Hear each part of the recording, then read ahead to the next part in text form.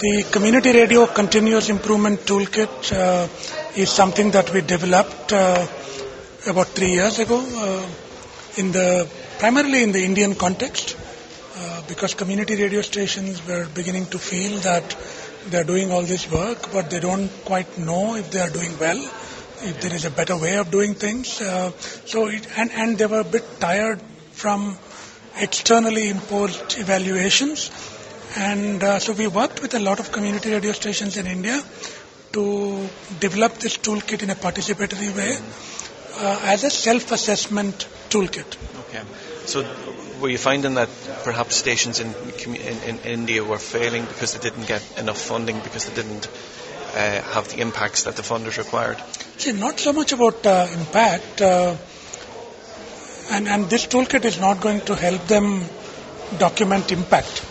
This toolkit is a lot more about practices, processes within the station that makes it a good community radio station. I mean, impact is something that one doesn't have control over, and donors always insist on specific outcomes and measurement of your impact.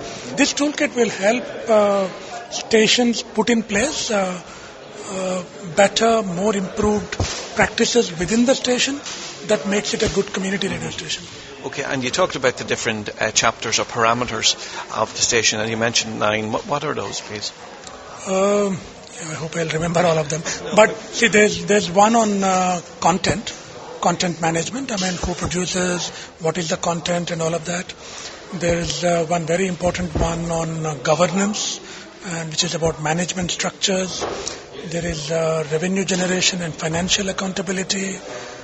There is one on feedback and grievances. How do you engage with audience feedback so there is one on technology management. Who makes the choices about what technologies? Because in community media, technologies ought to be ones that people can easily use. And do they have any choice about what technologies are brought in to the station? So things like that. I mean, it's mostly to do with practices and processes, but that has principles of equity, inclusion, gender equality, and all of those are cross-cutting ideas across the 9 parameters. Okay, and when people get the community toolkit first, there's a number of steps that you encourage. So what would be the first 1 or 2 steps? I think once you decide that it's a good idea to collectively look at your own station about how you are doing. When I say collectively, all the different stakeholders, the important actors within the station. And who would those stakeholders be? Let's say the production and management team to begin with.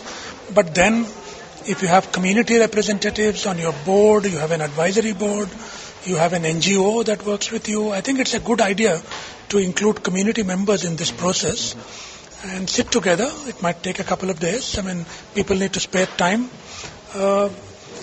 and take the parameters one by one, see where the station stands. There are obviously going to be aspects where you are doing well, so you give yourself a pat on the back, and where you are falling short, you tell yourself that I can improve on this in the next 6 months, in the next 1 year. So next time you look at yourself, you use these goalposts, saying, I had decided 6 months ago I'll do this. Have I been able to do that? Yes. So you're measuring your own success as such. Success. Just on, I think the second step was to involve other stations. Is that correct? Yes. And importantly, what we are advocating is one is self-assessment, but the other is a peer review. It's always good to have a couple of people who are running stations like you are into your station. And I'm assuming community radio stations are not in a very competitive domain. They should be more cooperative than competitive. But if they come into the station, there is some sharing of experiences. They are not there to judge you, but to share their own experience on certain parameters. And they take back something they learn from you back to their stations. So it's a method that is based on this idea of co-learning. Okay. And the toolkit was, I suppose, launched in India, as you mentioned, yes. But it has since travelled around the world and it's been adapted, and yes. We heard it's been adapted for Germany today. But you did mention that when it was brought to Africa, that perhaps there was more diversity in the 5 different countries that got together, and that was a real, I suppose, improvement on the toolkit, as you mentioned. Yeah. Yes, I mean, the toolkit was originally developed with the context of India in mind. However, once we started putting it out in the public domain, there are different countries which are getting interested. In Bangladesh, they have done it. In Africa, these 5 countries have come together, East Africa, Kenya, Uganda, Tanzania, Rwanda and Burundi. An amazing diversity of context. And can you give me an example of something that changed from the original Indian version when it went to Africa? No, for example, there will be particular words that mean something else in an African context. There is ethnic conflict that's quite rampant in one country in Africa, and they say, well, I mean, this can create trouble. We can't ask a question like this. So people were sensitive to local cultural and political context. I mean, that's the way it should be. I mean, this is not going to be a universal prescriptive tool for everybody to use in the same way.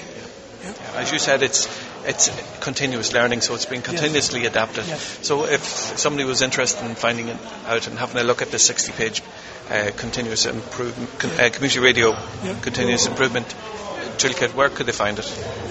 They can visit our website, that is uccommedia.in, or you can simply Google UNESCO Chair on Community Media, and when you go to our site, there is a pop-up on the toolkit, which is now version 2.0, which has been refined further after we implemented it in India and Bangladesh.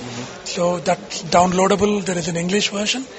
And if there are speakers in Bengali, Hindi, those versions are available. And I'm told in Germany there is a German version on the BFR website. So Vinod Pavarala, thank you very much for your time. Thank you.